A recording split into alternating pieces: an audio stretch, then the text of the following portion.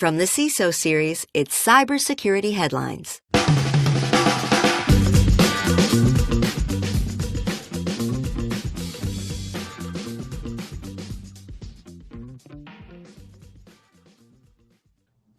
Hello, hello, hello, all. I am indeed Rich Stroffolino, your glorious host here for the Department of No. This is Ordinarily, where we bring on some security experts. We talk about the biggest news of the week, what's going to impact your security teams. But, you know, it's the end of the year, December 29th. We know everybody's busy out here. So I decided I'm going to invite our glorious producer, Steve Prentice, on to the show. Steve pops in from time to time.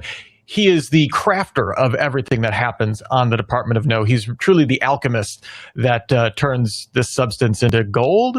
Generous assessment, I think. But Steve, thanks for being here. I know it's a busy time of year, so I'm excited to talk with you about some of the big things we saw this year on the show. Absolutely. It's such a pleasure. I mean, we've had such a great year, fantastic guests, and sadly or otherwise, no shortage of things to talk about. So it's been a full year of news. I remember when we started cybersecurity headlines in 2020, and I was like slightly worried. I was like, what if there's just like a slow day? And like the slow day is like, oh, there was only a breach that impacted 100,000 people today, only. You know, so truly never a shortage. But we thought this particular episode we could kind of look back at because Steve and I and the rest of the cybersecurity headlines team, you know, we're in the news every single day. We're kind of following some trends maybe that are going on. We like to highlight some of those on our regular Department of No and the previous incarnation of the Weekend Review.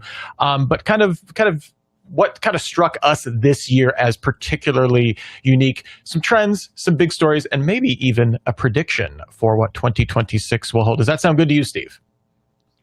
I think it sounds lovely, absolutely lovely. I'm glad you didn't change your mind from our production design that we discussed clearly earlier. This is not spur of the moment in any way. So I guess I'll start first. And Steve, I imagine you have some version of this perhaps in your trends. But for me, the big takeaway, going back and just reading through all the headlines we had, that AI is now the main character when it comes to, I mean, certainly not just cybersecurity news, but kind of technology, society news, related news. Everything has an AI spin. I know that can be a little grating sometimes for our audience. Like, why does everything have to be AI? Like, these are the things that we're seeing in the news every single day, whether it's exploits, whether it's new research, whether it's new defensive capabilities. We don't get too much into like product announcements. So I feel like sometimes that side of that we're not hearing as much on this show. There's no shortage of, go on LinkedIn. Don't worry. You'll see all of it. But I mean, I'm not crazy here, Steve, right? Like you kind of saw the same thing. Oh, totally. I mean, this has been the year of AI, and anybody who sort of says, well, why has everything got to be AI? It's kind of like, why does it have to be cloud? Why does it have to be Microsoft? Why does it have to be internet? Yeah. This is where we're at. This is the new development and evolution of technology. It's been a long time coming. I mean, the AI itself has been around since the 1940s. Alan Turing was working in the 1940s on the Turing test. But what we've seen now in terms of generative AI specifically has just changed everything. And of course, the bad actors are always the first to capitalize on new technology. So why do we have to listen to AI? Well, number one is the bad actors already have it. You got to keep pace with what's going on. And their creativity is relentless in every area, and so too with AI. But the good news, as we see, is this is one of the first technologies where we're really on equal footing, you know, in terms of the good actors and the bad actors both having access to this new technology simultaneously. And that's quite exciting. And I would say there's even the potential, because we saw, especially in like the first half of the year, I know there was a couple like Ghost GPT, or I think it was called, or something like that, where basically people were finding ways to jailbreak ChatGPT or another chatbot, and then selling access to that on a Telegram channel. That kind of trailed off in the back half of the year. I think they got better at finding those kind of use cases, but almost where there is, I would say, don't get me wrong, the creativity of threat actors always gives them, like, they can just come out of left field and they have to succeed once while defenders have to succeed every time. So that's inherently asymmetric, but it almost feels like developing a large language model is not something that, you know, Joe threat actor can do on a whim. Obviously, those capabilities perhaps become easier over time, but right now, legitimate use of AI models is a little bit easier to come by for the defenders versus the defenders. that being said, it hasn't really stopped everyone from trying to be creative. We saw like Claude being used to automate an entire attack. And just kind of like that kind of whole agentic, I guess that's been kind of like the theme for AI, anything AI this year is like, all right, how do we do agent-based stuff with it? How do we make it do stuff for us, not just make a chatbot spew stuff out for us? How can we actually get it to work? Yes. Well, that's the natural evolution. The first, you're going to look back on this and say, how quaint was generative AI? It's just the first step. Ask it one question, it does one thing. It kind of reminds me of DOS-based programs or early video games. I mean, I really enjoyed, sticking on this topic for a moment, I mean, at the beginning when Do Anything Now, the DAN concept was around, where the bad actors would tell the generative AI tool, okay, I know you're not allowed to tell me the recipe for meth, but if you weren't you, how would you do it? And to me, that's brilliant, reverse engineering, almost social engineering on the AI itself. So, no, this is the kind of stuff that happens, and we just have to be aware that it is going to continue to evolve. And sooner or later, agentic AI is just going to be the appliance of the day. That's all it is. Yeah, and I would say our coverage in this space this year reminds me of where we were at with ransomware, like in 2020, 2021, where there was still we were reporting way more on it because we didn't have as a industry as much context for. This was new to everybody. There was no agreed approach to ransomware in a lot of ways. Like it was still a very Wild West, it felt like. Even though ransomware back then was still not anything new, again, it was just new scale. It was new business models that were enabling it at so much more speed.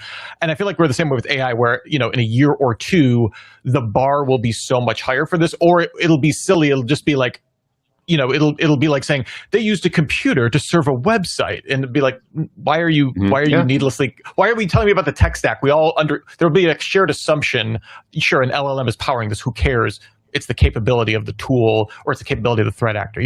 So I think a lot of things that we're saying are AI and ML advancements, that we're framing that now, will just become the backdrop of actual news in a couple of years for sure. Absolutely. Yep. All right, Steve, what was one of your big trends this year? Well, I think in addition to that was the size of the mega breaches. We had the Oracle e-business mega breach. We had Salesforce with the Sales Loft and Gainsight that basically gave the bad actor access to, Cloudflare, Google, Proofpoint, DocuSign, GitLab, LinkedIn, SonicWall, Verizon, TransUnion, Qantas, Farmers. I mean, the thing was, it opened up everything because everything was connected. So we had these enterprise-level breaches. Basically SaaS supply chain breaches. This to me, I'm not going to say it was exciting in a positive way, because it's not positive, but in terms of seeing the increased sophistication of the threat landscape, this is, on an enterprise level, and Oracle and Salesforce become the central victims, and their contagion spreads amongst all of the people who feed into that. I think that takes leaps and bounds beyond ransomware hitting a hospital to now hitting a sector of the economy in a very sophisticated way. Yeah, and what's interesting, and I think we've teased this out a couple of times on Department of No, is the idea of, and I'm thinking about the Cloudflare outage. I know that's not directly related to this, but like the idea of when do we classify these things as critical infrastructure, right? Because Salesforce feels pretty darn critical for most of business, out there, like that kind of stuff. So I mean, Oracle, the same thing. It's like you don't realize what's, the scope of it until you have a massive breach and it's touching everybody all at once. Everybody's scrambling for it. We saw this a couple of times with I'm forgetting the name of the FTP appliance that got breached that touched move for it, something I forget. I probably should have done my homework. Was it the Move It? Yeah. Well, but the same kind of thing where it was like, again, you don't realize the scope of these kind of things, but yes, kind of that third party, the reach of the third party breach, the SaaS supply chain. Again, it's always like that targeting the business logic, right? Of like, what aren't you paying attention to? That's what the threat actor is going to look for, right? Like, no, we're not going to try and push down your 10-foot thick wall. We're going to dig a moat to the cattle pasture that supplies your keep. This is bad medieval analogy I'm going down here, but yes, I have that. it's funny you say that this is the theme for this year, because you're right. It's fairly recent, but like it was like we were hitting on it every week in a weird. Every week. We just found a new way to hit on it every single week. You're absolutely right. On our production bingo card, third-party vendor was right in the middle, because that's what everything came down to. So you've got an organization, you establish your own perimeters, you establish your own internal security, and then the weak link becomes not someone knocking on the door from the outside, but again penetrating through parties and other invisible connections that we see as the most efficient way to run a business, is to have these large enterprise level things that are fully connected. So it was a big shock to people everywhere to see the size and the scope. And, you can always say, well, this is just data. But the problem is it is data, but it's also access. And we know that the sophisticated threat actors out there aren't necessarily just stealing email addresses or even passwords. They're there for the long term. And they are turning up. We're seeing evidence of their footprints in all kinds of situations. And it's quite disturbing to know. It's kind of like the alien on the spaceship. It's in the earth somewhere, and that's what we got to really be worried about. Yeah, one of my other big trends for this year, I think, is related to that. It's more of the how some of these big breaches were felt, right? And to me, this was the year where I was seeing more real world pain from a lot of these cyber attacks. And some of these, it's like, okay, I got a breach, disclosure announcement in the mail, and I get 2 years of free credit monitoring. Okay, sure, I guess, whatever. But like we saw like just absolutely huge breaches that it wasn't just, like their cybersecurity team had a horrible month, right? It was, we had like just massive production outages for months. Japan ran out of beer for a while. We locally, for myself, like the Cleveland municipal courts were out for several days because of a cyber attack. Like that is a non-trivial, I showed up to do a thing and I can't do the thing because of cyber.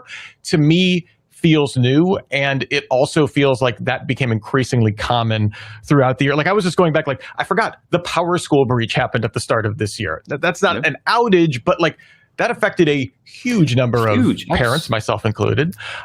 We had a Siberian dairy plant that was shuttered because of Lockbit. Okay, Siberian, like you thought Siberia couldn't get any worse, and then you couldn't get ice cream afterwards. Probably not your favorite dish in Siberia, but to me that was, and certainly like the Jaguar Land Rover breach, right? Of like impacting GDP. Right, like that feels very real world pain. Yeah, not that I could afford their cars, for me personally, but that to me was like not just that there were breaches, that they were definitely like hitting the real world in a much more tangible way that I'm used to.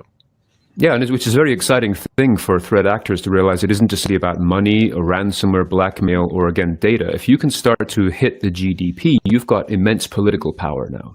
And that becomes way more, again, useful, that you can take a situation like Jaguar Land Rover or any major industry infrastructure and knock the economy sideways. Now you've got sort of James Bond in power, and that's again something people have to watch out for as they assess the connectedness of their systems. And I do wonder if that's related to the wave that we are now seeing. I think the UK is leading it, but we've certainly heard this conversation in other places of, just banning the ransom. Like this will solve it. And I know there's a ton of cybersecurity people that are extraordinarily passionate about that. Like we should not be funding cybercrime effectively by paying for ransoms. I am much more sympathetic since I started working with the CISO series of, listen, we have a business to run. This is a cost this is a cost benefit analysis. Like once we've hit this point, yes, should we have gotten to this point? No, but like, so not to get into that whole debate, but I wonder, because you're absolutely right. When you're hitting breaches at this scale and with this kind of reach, has an extraordinary amount of pressure on you. I wonder how much of these breaches is, one, a response to that, and two, how much then this legislation is a response to these more real world impacts that we're seeing, both kind of feeding each other in a weird way. And so that's definitely something I'm going to be watching, next year to see how that conversation evolves. Because I do think it's become a little bit more nuanced and more urgent at the same time. It has been, and we've seeing, of course, senior executives are becoming way more involved and aware of the importance of this. So this isn't just simply siloed down into the IT department. But at the same time, you're seeing a lot more burnout and frustration amongst CISOs and others to say, well, it's going to happen, and it's going to happen much more bigly than we can prepare for. So do I want to stick around to this? So again, into the large economic and political power of knocking an economy sideways, if you can start to dissuade the best and the brightest from being on guard because of simply alert fatigue, there's a lot more danger in terms of how we are to survive. Again, not because of the mechanics of penetration, but just simply, again, logical fatigue. And that is something that I'm very close to in terms of my practice. And that worries me more is watching CISOs burn out because endless creativity of the bad actors. Yeah, and there's a reason it comes up quite a bit on different versions of it, kind of to that question on the CISO Series podcast. I help put those shows together, and so I'm very much in tune with those conversations. And that drumbeat is not going on. There was just recently a thread on the cybersecurity subreddit talking about people talking to CISOs and then realizing they in no way wanted the job. Right? Yeah. Because you would think that was the pinnacle of your career. It's like, oh, it's actually everything I don't enjoy about, I enjoy being able to fix things, and CISOs in very many ways is it's like a communications role, it's damage control. It's like you're out of the nuts and bolts. So I think that is very interesting. Steve, we have to move on. What is your last kind of big trend that you had this year? Industry consolidations. Despite everything we've just said, there were some huge things. I mean, Google acquired Wiz, for example. Palo Alto with CyberArk. I mean, these are now, again, just like the age of the let's say the industrial rubber barons of the 1920s and 30s. Enormous companies now grow in strength as they acquire each other to a point where as the scale of the threat and also strength becomes hard to fathom. So I think that's the other thing that I saw was that despite everything else going on, we still see the big companies seek to become bigger. And I'm not saying it's a bad thing. I'm just curious to see where that's going to take us, because consolidation means a much larger entity, and with that comes a lot more management expense, and obviously, I suppose, shareholder value. But that to me is the other interesting fact from last year. Yeah, and I think there is a little bit of a race to not, I can't think of the, that kind of first mover disadvantage here, right? Where there's so much new out there right now, but there's so many new AI security startups. I mean, just everything AI startup related, right? And so there's the idea that somewhere out there is, going to be the the open AI of AI security, right, is going to be out there, and it's incumbent on, if you're Palo Alto or Fortinet or any Google, Amazon, Microsoft, any of these big companies, to one, be developing your own, but two, to be on the lookout to acquire before you become obsolete, right, as things are moving so fast. So I think kind of our two of the trends, AI and consolidation, definitely going hand in hand. One, there's just more people to acquire. Now, Wiz obviously is a little bit of an older player, but certainly in the in the cloud space, very hot space, very big space, with all of these AI advancements that we're talking about too. I kind of had consolidation as one of my trends too, but it kind of leads into one of my big stories, which was kind of also consolidation we saw with threat actors, right? We saw shiny hunters and scattered spider merging together. We saw more coordination with advanced persistent threats kind of throughout the year. And I feel like, and again, to tie this into kind of AI is the main character now, I also feel like these threat groups are feeling pressure because it's also never been easier to become a threat actor. Yes, you can use Claude Code or whatever tool you want to write some kind of bad malware, but like if your phishing messages go, or you can just use it to all of a sudden you can craft a billion completely unique phishing messages, right, and send those out, right? You don't need any kind of human power to scale any of that, right? That can entirely be automated, entirely be novel, and the barrier to entry for threat actors, I feel like, has become incredibly low. And we've seen this throughout the year, right? We've seen areas that we don't associate with APTs necessarily. I'm thinking sub-Saharan Africa. I'm thinking Southeast Asia. Some of those areas where we're seeing more, they're not necessarily nation-state linked threat groups, but advanced threat groups are threat groups that are doing more wide-scale attacks and stuff like that. There's also only so much bandwidth for cybercrime, like at a certain degree. So I do think there is pressure on these large ransomware as a service operations and stuff like that. Like, hey, it's better if we work together. Our value add is so much better. We can have so much more return for our shareholders if we work together, as opposed to working against each other and allowing us to get nibbled to death by a bunch of new players on the market. So like that to me was one of the bigger stories that I didn't see coming. And then the more I thought about it, the more it made sense. Well, one thing I admire about them, if I can say that, is that there was some degree of business sophistication here. That you had like scattered lapsus hunters. You had a group of people who had some, even when they were not consolidated, their capacity, for example, to guide their victims into how to best survive the ransomware that they just dropped on them. A customer service department that helped them avoid future ransoms. And then, of course, the whole notion they had a customer journey. They had a customer journey that they had envisioned. They were going to help you along. You can help you along, and then even hiring young people who don't have the scruples or concerns, or even the obligations to work the outcomes, and know that they're not going to do time because they're too young. So having a workforce that is invincible is aware of that. So the sophistication of bringing these individual gangster groups together, I think, is quite amazing. We know that they've hit some degree of maturity when somebody from the marketing department says, we don't want to have scattered lapsus hunters, let's call ourselves SLH from now on. Once you get that nice, short one thing, you've entered middle age of the corporate bad actor organization. Right now, it's the AOL Time Warner of threat actor names. It's like there was a fight and everyone lost when they came. Yeah, when they went with that. I just hate to imagine the lanyards when they go to the annual general meeting. The lanyards, the name is this long, but they will learn. They have to put them the other way. Yeah. Steve, what was one of your big stories for this year? Well, I want to go back to Jaguar Land Rover, not for what we've already said, but the fact was, this was not just simply about an automobile factory.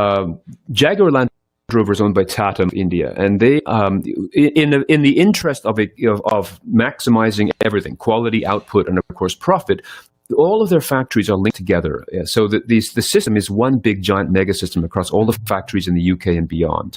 So one of the things that made this such a huge story, not just simply a run-of-the-mill breach, was they couldn't turn it off. They couldn't isolate where the problem was because the entire thing was one big system. And that, I think, is a big lesson for organizations to learn as we're looking at the various kinds of infrastructure we build inside the organizations to make everything work better. Just the employee enterprise level communications and collaboration through to cloud, through all of these consolidated technologies we use to make the organizations more efficient. Is that, this is like taking a ship and removing all the bulkheads, from the tanker inside the ship. Once you start doing that, there's no division to isolate the problem. And that's what made the Jaguar Land Rover story way more than just a breach. It was a revelation of a fundamental weakness of the internal construction of the organization, built in the interest of efficient and profitability, but very quickly revealing a very, very obvious Achilles heel. Yeah, and it's one of those stories where I have to imagine there's not a small number of organizations kind of looking with a similar org chart, similar infrastructure decisions were made for similar reasons, and these aren't the kind of things that we can just we'll just fire up some cloud services, and we can fix. There are some very fixed, very big giant. We talk. I mean, that's one of the problems we constantly see with OT, right? Where it's like, I'm not going to, just because I can't upgrade the OS doesn't mean I'm going to replace this $5 million machine or something like that. Like there's so many considerations, right, that go into that. And it's not the kind of thing you can fix overnight, even if there's the collective will, right? Like in the moment, maybe you would have the will if we don't want to be the next Jaguar or Land Rover. It becomes tougher when this is going to be a 5-year plan. And oh, by the way, we might get popped anyway, and might, have this exact same thing happen to us before we can kind of finish that up. So yeah, the tail effect of that, kind of knowing that this could be, we could see another version of this kind of somewhere down the line. I joked about Asahi with Japan running out of beer, but I mean, like, again, these are architectural decisions that companies have made for very good business reasons, by the way. No one was chiding them for making these decisions, and all of a sudden, realizing that there was a I guess an externality that they did not realize, an externality called y'all gonna get hacked. So yeah, it was a very, very interesting story on a number of levels to kind of follow with that. I have one more. If you have, go ahead. If our time allows, we cannot afford to ignore was that this last year was open season of the U.S. government. We saw cyber attacks everywhere. The Chinese hit the U.S. Treasury, for example. We saw SharePoint being a huge hole in a whole bunch of departments there, including the National Nuclear Security Administration, who suffered from those kinds of attacks.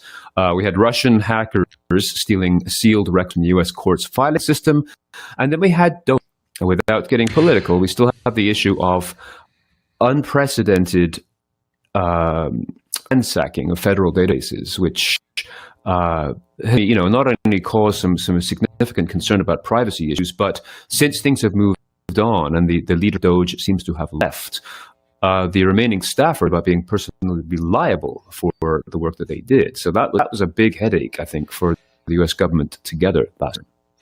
Yeah, that was one of the more remarkable. I mean, it's like the political news moves so fast that, not that I had forgotten about Doge, but I had kind of forgotten how bright that was. There was a new thing, like Doge exposes database online for 2 weeks or something like that, or evidence shows that they uploaded all of this agency's data to a public Google Drive or something. There was just so many angles. It was so, I don't want to call it interesting, but it was just they had such a desire to move so quickly. Right. That was kind of their whole, is very much a startup ethos of move quick and break things. And they achieved that, if that was their objective. And that kind of goes hand in hand with one of my other big story of the year, which was the CVE funding lapse that we kind of were staring the barrel down for a couple of days. And then kind of the NVD backlog. And I think that goes hand in hand of the things that we thought were very fixed, kind of tent poles in the industry. Turns out, I think the willingness to kind of hand over a lot of data to Doge and allow it to move very quickly and try out many different things, for better or worse, probably, whatever. That the things that we thought were very fixed and very steady in the federal government turns out could go away very quickly or become suddenly unreliable in the case of like NVD or something like that. So yeah, I think two sides of the same, definitely the breaches. And again, I think it's very revealing to go back and look through the headlines and kind of, you forget on the day to day how many of those stories we saw this past year. So Steve, really good call on that. It's day-to-day us. It's long-term planning for the established threat actors who know how to play the long game. If you think about one of the quotes from Napoleon, for example, you go back to what Doge was doing, interest of being publicly accountable. Never interrupt your enemy while he's making a mistake. I love that because that's a long-term, let them be stupid, let them reveal all this kind of stuff, and we will come in later and pick it all up. And that to me, long game playing in warfare is down to this day, but we tend to forget that when we do look at day-to-day events and just think, well, okay, we can wash our hands of this. It's now done. There are people out there who are counting on years, decades before they strike. That's another big problem. Speaking of long-term, it's time to make some predictions about what we will see in 2026, and mine kind of goes along with yours, Steve. My prediction is that we're going to be talking a lot more about quantum computing in 2026. You talk about let people make mistakes. We'll come in and sweep them up after they're all done. It's not a new idea of, steal now, decrypt later has kind of been the MO. It's not that, the idea of post-quantum encryption is not anything new. But I have heard more CISOs talking about, adopting NIST's, post-quantum encryption protocols. We saw Signal. We saw Apple. We saw a number of companies, IBM, all kind of trying to get ahead of this in a very real way that made it feel like this isn't a science experiment anymore. This is, we don't know when, but it seems like it's now in view of at some point this will be a thing that is accessible to someone in some capacity. I don't think we're going to see encryption probably not broken completely unless you're talking about Active Directory authentication. Congrats, Microsoft, on fixing your encryption there. But I do feel like we're going to be talking about it way more as a imperative in 2026 because I'm already hearing people worrying about it, and it seems like that's gonna definitely trickle down. I feel like. What about you, Steve? What are you eyeing for 2026? I have a couple. Number one is identity becoming the number one attack surface. We're talking now that attackers do not need to break into systems. All they have to do, as we have now speaking about, is compromise the relationships between systems. So things such as OAuth tokens, API trust chains, SaaS to SaaS connections. I think we're going to see these emerge a lot more as identity being the key point of hackers.